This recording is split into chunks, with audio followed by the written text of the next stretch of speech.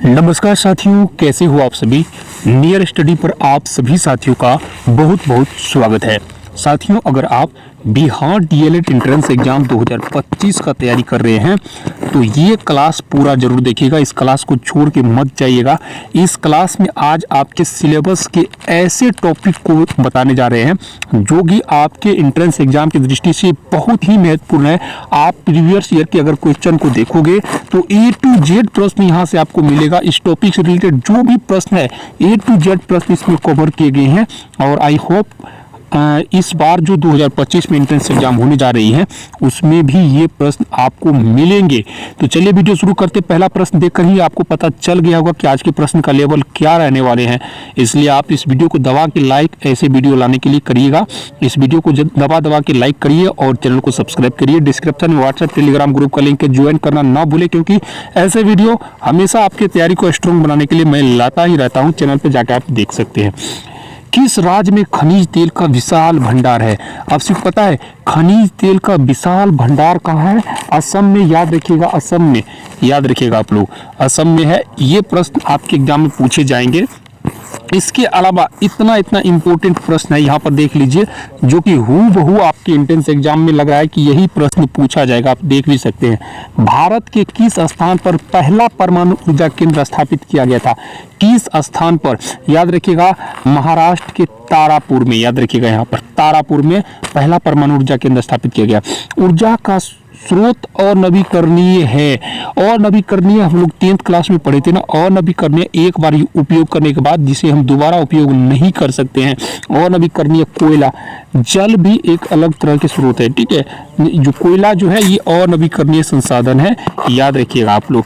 अब देखिए, प्राथमिक ऊर्जा का उदाहरण नहीं है। ऐसे प्रश्न भी आपके एग्जाम में आते हैं। प्राथमिक ऊर्जा का उदाहरण जो है ये विद्युत नहीं है, क्योंकि इसे उत्पादित किया जाता है, ठीक है।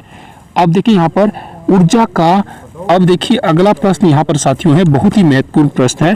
यहाँ पर देखिए, ऊर्जा का गैर पारंपरिक स्रोत है। गैर पारंपरिक स्रोत यानी जो परंपरा से चलती हुई आ रही है, तो इसे कहते हैं सौर ऊर्जा है। यहाँ पर इंपोर्टेंट प्रश्न है। नेक्स्ट प्रश्न है, गोंडवाना समूह के कोयले का निर्माण हुआ था। याद रखिएगा, जब भी आपको ये प्रश्न आए तो याद रखिएगा आप सभी ध्यान में, 20 करोड़ वर्ष पूर्व। भारत में कोयले का प्रमुख उत्पादक राज्य आपको पता ही है, झारखंड है। नेक्स्ट प्रश्न है कि सर्वोत्तम कोयले का प्रकार कौन सा है? ये प्रश्न आपके एग्जाम में पूछे जाएंगे, क्योंकि ये ऊर्जा से रिलेटेड प्रश्न है। एंथ्रासाइट है। एंथ्रासाइट कोयले का सबसे उच्चतम कोटि है, एंथ्रासाइट।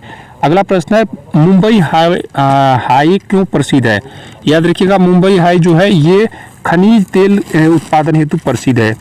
अब देखिए, भारत का प्रथम तेल शोधक कारखाना कहाँ स्थापित किया गया था?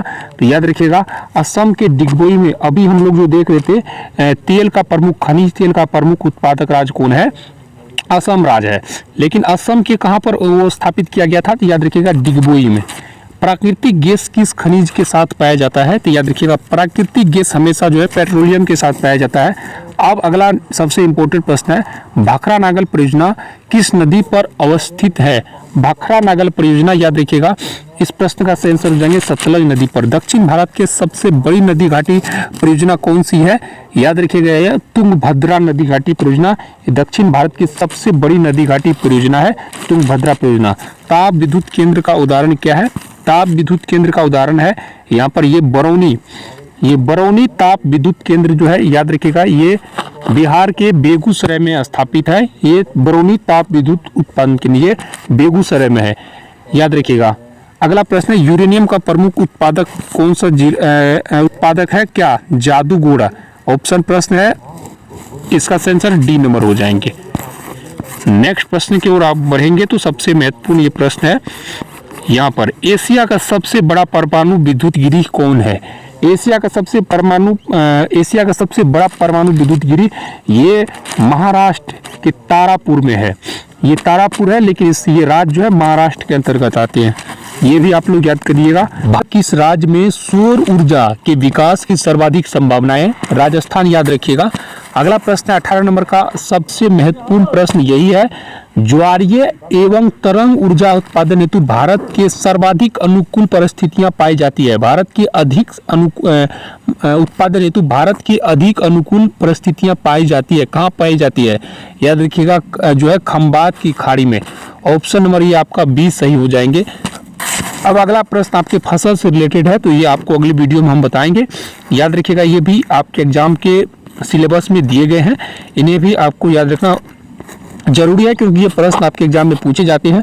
बाकी अगर आपको ये वीडियो पसंद आए तो वीडियो को एक लाइक तो जरूर करिएगा, साथ ही चैनल को भी सब्सक्राइब करना ना भूलिएगा, क्योंकि आपके तैयारी में सहायता अगर मिल रही है तो आपका काम है कि चैनल को सब्सक्राइब करें ताकि हमें भी मोटिवेट मिले। तो बाकी डिस्क्रिप्शन में व्हाट्सएप टेलीग्राम ग्रुप का लिंक दिए ही है, ज्वाइन करना ना भूले। मिलेंगे आपको बहुत ही जल्द दूसरा वीडियो लेकर के। Thank you.